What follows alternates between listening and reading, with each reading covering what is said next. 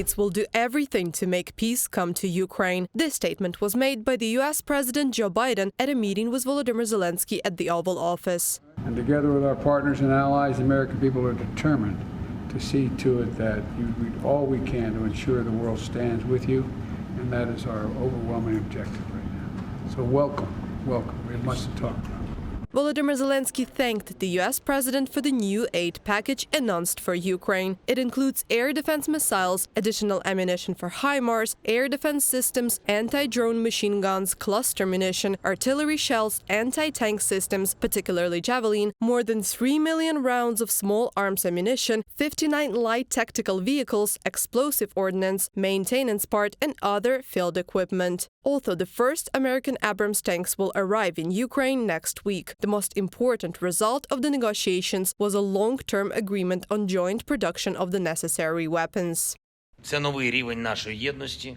This is a new level of our unity, so production in defense with the United States is a historic event. A new industrial base, new jobs for our peoples. Ukraine will be able to produce in particular air defense systems. We are preparing to create a new defense ecosystem with the United States to produce weapons, to further enhance freedom and protection of life together. This will have global positive results. After the visit to the USA, the President of Ukraine and the First Lady traveled to Canada, where they were met by the Canadian Prime Minister Justin Trudeau at the Ottawa airport. The main topics of the talks were defense cooperation, implementation of the peace formula, and strengthening of economic ties. Canada has consistently supported Ukraine. Since the beginning of 2022, the country has allocated more than $7 billion in military, financial, and humanitarian aid. This is yet another opportunity for us to sit down and talk about all the things we need to continue to do together to